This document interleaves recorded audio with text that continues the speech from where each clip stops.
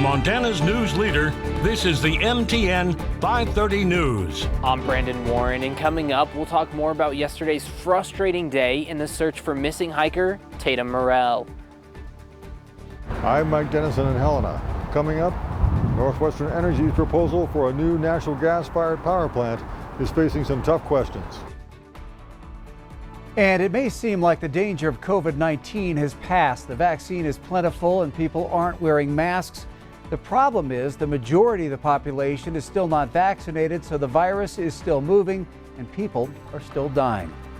Well, good evening, everyone. I'm Russ Riesinger. We'll get to that story in just a moment, but first, a fast-moving wildfire creating some concerns right now. This is happening over in Muscle County, where code red pre-evacuation notices are now in place for one area after that fire broke out this afternoon.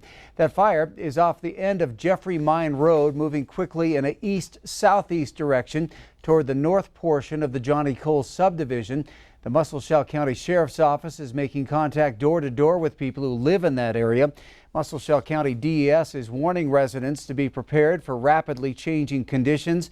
The fairgrounds have opened up for anyone needing to move livestock from the area. There were a couple of other fire starts in the area as well, but those seem to be under control at the moment. Well, this year's 4th of July weekend in Montana looked a lot different than last year. In 2020, the state was just beginning to come out of lockdown. And 2 weeks after the holiday, COVID cases took off. Tonight, Q2's Janelle Slade brings us a look at the latest numbers and what local healthcare crews are already seeing. What a difference a year makes, or not. At this point last year, COVID-19 cases in Montana had just started to take off. Today, local experts fear round 2 is on the way. Undoubtedly, the hardest part has been making phone calls to family members to tell them that their family members are dying. Even after 5 years in the Billings Clinic ICU, nurse practitioner Lynn Gordy's voice cracks when she talks about the calls she's had to make over the last year and a half, a job that, as of late, is seeing an uptick. I'm doing it a little less often, but I'm still doing it. So the phone calls don't get easier. The latest data show Billings hospitals are averaging more than 21 COVID-19 inpatients a day. About a third of those patients are in intensive care. They're coming in younger and getting sicker sooner. They're not casually ICU patients, right? These are really sick people that come and stay for a long time and have poor outcomes. We've ranged in the last couple weeks anywhere from 30s to 70s. You know, these are all not 70 and 80-year-olds who are dying. 6 Yellowstone County residents died in June, and so far in July, there have already been 3. Yellowstone County Health Officer John Felton says with only 45% of the eligible residents vaccinated, the county is now averaging 15 to 16 new positive cases each day. When you think about that, 16 cases a day in a community our size doesn't seem like many, but then you start doing the math, right? So 16 cases a day is 100 cases a week, is 5,000 cases a year. This thing is still here. It hasn't gone anywhere. In fact, Felton says the COVID-19 variants are just getting stronger and will continue to mutate as long as residents refuse to vaccinate. Of the 33 Delta variants detected in Montana, 14 are here in Yellowstone County. It's much more transmissible. People have gotten really sick with it. It does appear that for all the variants, the current vaccines do a good job of protecting against severe disease, hospitalization, and death. Not 100%, but better certainly than not getting vaccinated. It's working. I would beg you to get your vaccine.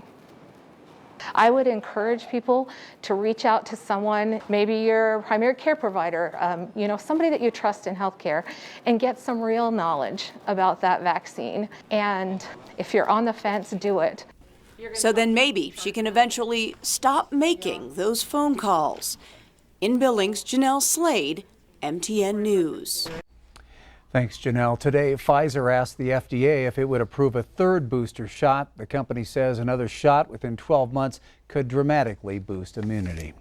Lockwood Schools campus has seen many changes over the last several years and will soon have another addition. St. Vincent Healthcare started building a new clinic near the high school and stadium. SCL Health Medical Group Lockwood will be an 8,000 square foot facility for primary care and walk-in. Hospital management says this is the first clinic on a school campus in Montana and will be available to about 9,000 people living in Lockwood. This is a great day for Lockwood and the broader community, and we're thrilled to be a part of the project. This fits so beautifully with the mission at St. Vincent Healthcare, which is to enhance access to healthcare. From the beginning of our planning for the new high school has been the idea of putting together this clinic. And I just can't tell you how proud and excited I am to be able to offer this to the people of Lockwood. Most importantly, it celebrates the realization of a major civic asset for the community of Lockwood. Just as this beautiful new high school is a major investment in the future of Lockwood and its families, so too is this new SCL Health St. Vincent Medical Clinic. We all believe that a very meaningful synergy is being created by building this clinic immediately adjacent to the high school. Construction started last week and the building is scheduled to be completed by the mid-year of 2022. Well, still no sight of a woman who went hiking in the rugged mountains near Red Lodge and is now missing. As Q2's Brandon Warren reports, yesterday's unpredictable weather made that search even harder. Severe weather put a temporary halt on the search for missing hiker Tatum Morrell, and it played a part in what officials say was a difficult day in the search. We are expanding the search area to encompass some areas that are outside of our original designated area, based somewhat on some additional information, but also on the assumption that if she had gotten disoriented and lost, that she may have moved outside of the search area in order to get cover from thunderstorms and rain. The search area will be expanded west towards Lake Suzanne and Elephant Lake. Kuhn says expanding the search area adds more complexity to an already difficult search. We have not discovered anything of significance, unfortunately, yet in the search, and we have covered the area extensively. The helicopter searches have covered the entire search area multiple times, but it is a very, very complex search area. Kuhn says ground crews have been searching the more intricate areas where helicopters cannot reach. This includes boulder fields, snow patches where Morrell could have fallen through, under massive boulders, and other treacherous terrain. The search crew is roughly 35 people, including 3 dog teams. Going forward, officials will be requesting more help. We are requesting additional resources in terms of trying to get additional aerial imaging of the search area that may allow us to take pictures of the search area and see things that we might not see while we're actually flying in the helicopter. Crews will continue searching for Morrell. In Red Lodge, Brandon Warren, MTN News. That search has been going on for almost 5 days with no signs of Morrell. Montana's largest electric utility is proposing big additions to its power supply resources, including the construction of a new gas-fired power plant in Laurel. But as MTN's Mike Dennison reports, Northwestern Energy's proposals are already facing plenty of scrutiny and criticism, especially that gas-fired plant. Northwestern has been saying for many months it needs more of its own power resources to supply its 380,000 Montana electric customers. And in May, it asked the State Public Service Commission to approve a 2-part proposal, 50 megawatts of battery storage and a 175 megawatt natural gas-fired power plant to be constructed in Laurel. Northwestern also plans to buy 100 megawatts of hydropower from a Canadian company. Northwestern Vice President John Hines says the plan is the first step toward dealing with growing demand for electricity in Montana and the region.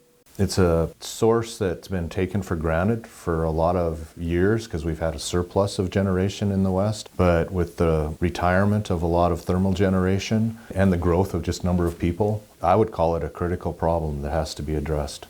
Hines says the net increased cost of the plan for Northwestern customers is close to zero. But critics say they're not convinced the company chose the lowest cost option from a group of bids, and that Northwestern isn't providing enough information on the alternatives it rejected. We're saying, what were the assumptions that Northwestern was using to come to this requirement in the first place? They're saying we need so much capacity.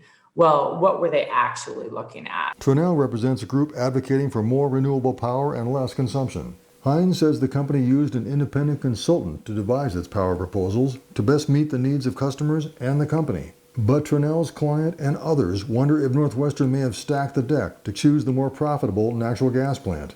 The cities of Bozeman, Helena, and Missoula, which want to move toward exclusive use of renewable power, also are not happy with Northwestern's choice of a gas-fired plant. They say locking in a fossil fuel burning plant for 30 years is bad for the environment and consumers' pocketbooks. Technology is advancing at such a rate that we're convinced that renewables will be the preferred option under any scenario within a decade. And certainly within 3 decades, it'll clean the clock of natural gas or any other fossil fuel burning resource. Hines notes that Northwestern already gets 2/3 of its power from renewable sources, better than many other utilities nationwide. We're proud of that. Like I said earlier, that's a significant change from where we were 10 years ago and certainly where the rest of the country is right now.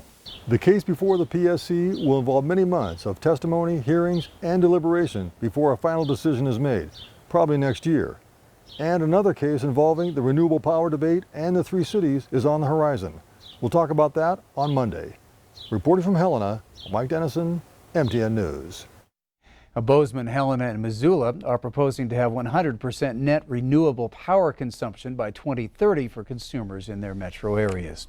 Up next on tonight's MTN 530 News here on Q2, if you've recently made your way to downtown Billings, parking is causing headaches.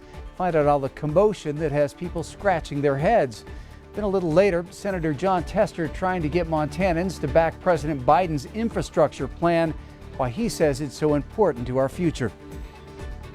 If you thought it was hot this afternoon, I'm here to confirm that for you. Take a look. Almanac today shows 98, just 5 degrees shy of the record. Look at the weekend forecast in just a little while.